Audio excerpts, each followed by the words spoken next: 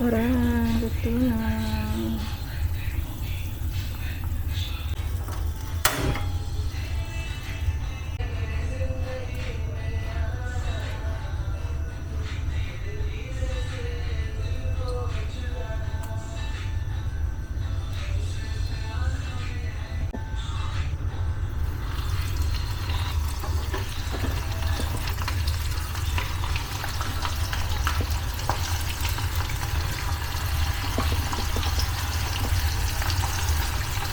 Chicken skin.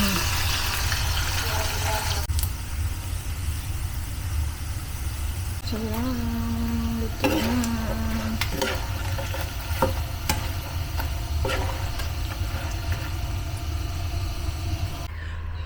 Good morning everybody. Meron akong rice grits or rice corn. And then sabaw. Sabaw. And I have chicken skin.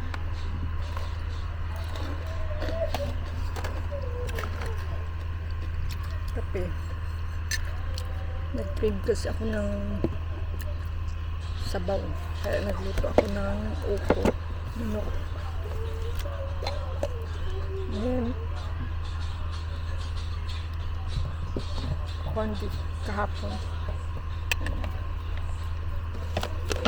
Let's see it.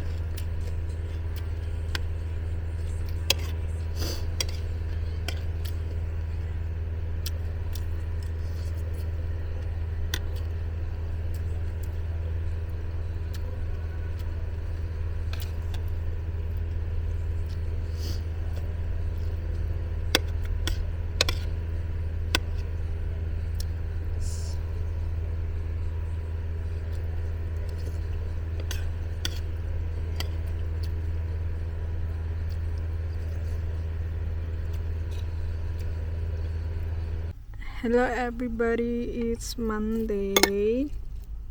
Hindi na ako nakapag-upload kahapon ng Hindi na ako nakapag-video kahapon. So, ang ulam ko for today is ganun pa rin yung manok. And nagprito ako ng yayamaning tuyo or bulad sa Ilonggo. And then ko ng sibuyas na may suka at of course ang mais. Yan. And maya pagka mga alas 3 or 3:30 gagawa ako ng kamote na may coated na asukal. Kasi may merienda ko mamaya sa sa shop. Umuwi ako ng bahay dahil nilabhan ko yung binabad ko na underwear kagabi. So na ko na siya, nasampay ko na siya kasi medyo mainit pa.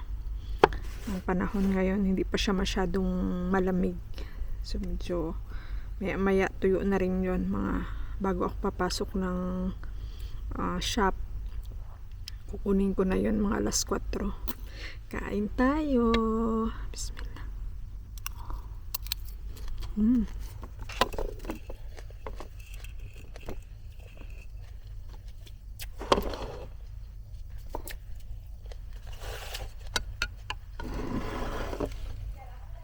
Dapat ibabaon ko to kanina, kaso lang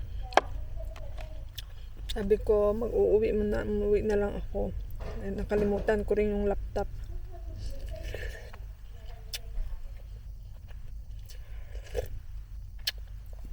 Nakabaon, sa lagay siya sa baonan kasi ready na to, initin na lang. Sabi ko uwi na lang ako. Doon na lang ako, dito na lang ako kakain sa bahay.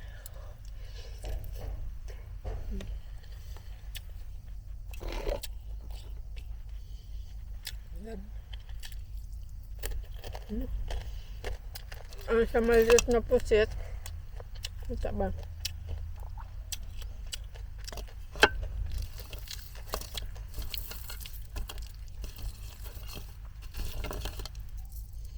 Yan tuyo.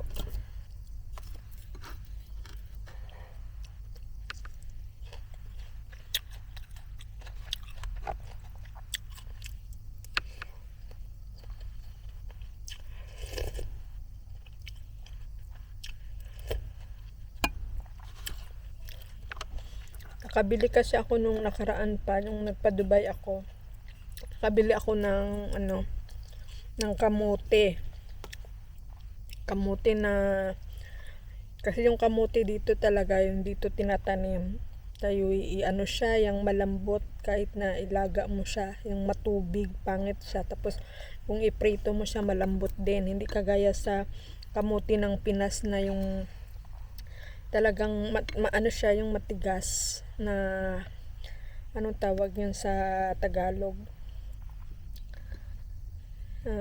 nakalimutan kong tawag. Siya, yung basta iba ang kamote ng Pinas saka sa dito. Tapos may nakita ako sa Filipino market, kami ng kaibigan ko, hindi ko alam kung saan galing yung kamote.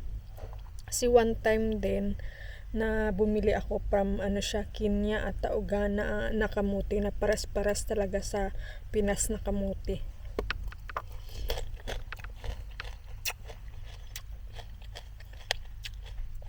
Na alam mo yung ilaga mo siya, masarap. Tapos kahit iprito mo siya na matigas, hindi kagaya ng kamote dito na malambot, matubig, pangit.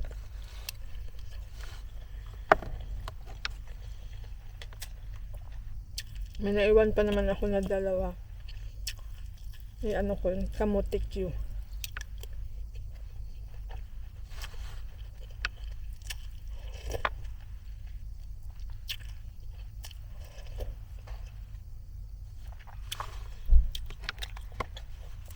Kasi yung nagpa-Dubai ako, 2 kilo ang binili ko.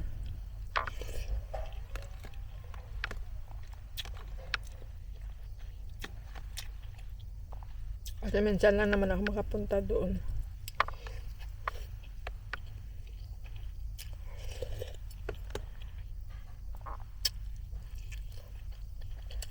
Saan tayo?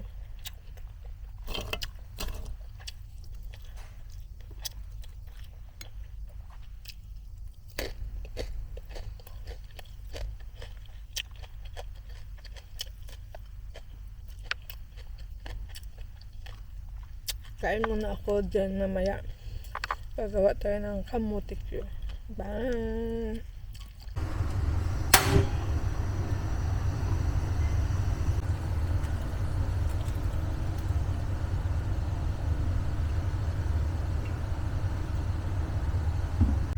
Mainit na ang mantika.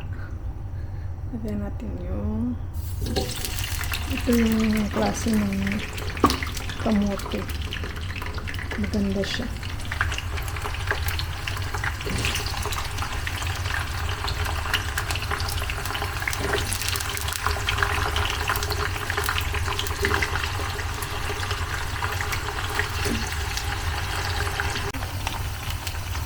Yung, yung kamote niya is labo.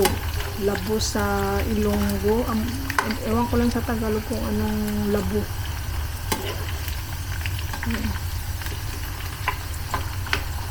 Ito yung parang kamote ng Pilipinas. Sa Ghana ata ito galing o Kenya. Sa Pilipino, ano ko to nabili? Madina, Almadina. May mga Filipino product doon. Then, after, lagyan natin ng asukal na pula. Nakabili ako kagabi. Bumili ako ng asukal na pula kagabi. Last na to, dalawang pirasong kamote. Yung iba dito, bibigay ko sa yung kasama ko dito na Pilipina rin ng ka-roommate ko.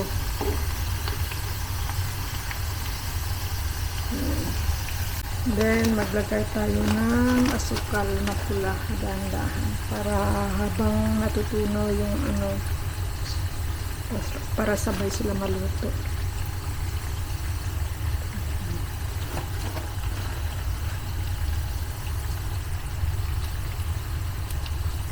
Ko na lang para coated talaga siya ng asukal. Ay, sarap nito. Namiss kang Pilipinas. Pero ngayon, Pilipinas, ang hirap mong ipaglaban dahil sa mga korupsyon.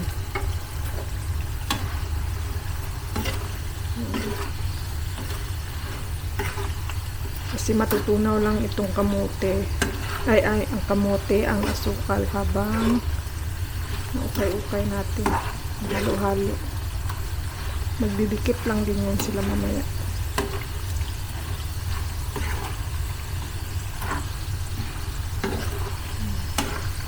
This is it, yummers. Coated na siya ng brown sugar.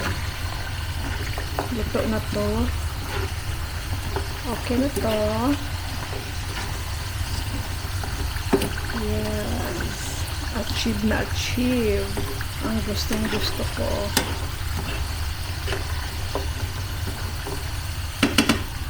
Okay na to. Yes. This is it. Yummy.